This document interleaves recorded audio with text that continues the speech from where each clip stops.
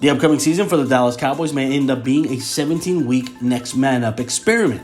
It is no secret the team has lost a number of starters, including Pro Bowlers Amari Cooper, La'el Collins, and Randy Gregory, while also failing to fill those new holes with free agency additions, with positional weaknesses on the offensive and defensive line as well as in the linebacker core. The Cowboys are going to have players already in place to step up and make an impact. Even positions that are considered strengths for Dallas have problems with depth, like cornerback and wide receiver. This training camp and preseason will sort out some already existent positional battles, but once they chop down the roster to 53 guys, it will be a make or break time for a few key Cowboy players. So here are a few guys that the Dallas coaching staff will be counting on to have major improvements in the 2022 seasons. Let's begin with right tackle Terrence Steele. He finished in the top 10 in penalties allowed last season, a stat that unfortunately nearly all of the Dallas offensive line dominated in 2021. In the year prior, he finished second in sacks allowed in league-wide.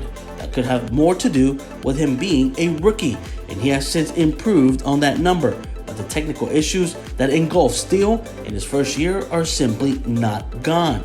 With the front office seemingly all in for him this offseason, he absolutely has to showcase a true development in both run and pass blocking if Dallas is going to reach their offensive potential this year. He has big shoes to fill after Collins left, and he certainly has pressure on him, but he absolutely has the tools to make it happen. The next guy, the case of former Boise State Bronco Leighton Vander Esch, is a truly interesting one.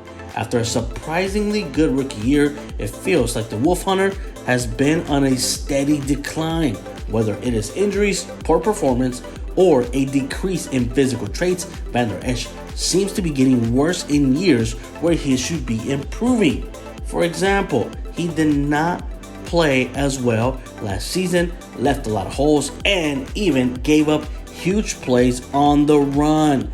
And finally, last year, it featured some really positive weeks for the former first-round pick, but he still has not found that 2019 ability. This is his season. It is truly make or break for Leighton Vander Esch. Dallas has young linebackers waiting in the wings with Jabril Cox and rookie Damon Clark. Plus, as we saw with Jalen Smith, the front office is not going to hesitate to move on if they feel the experiment is over. Dan Quinn is going to need his linebackers to perform, and Vander Esch is the biggest key to that. If he can turn back the clock, stay healthy, and perform, this defense could be fantastic. If not, I believe it will be the last season for number 55 in Dallas. And finally, wideout CeDee Lamb. There's no denying the ability of the newest member in the number 88 club, but never before has Dallas expected more from their young stud. Lamb has had moments of greatness, top-tier elite play, and then his occasional struggles. That up-and-down performance is not going to cut it now.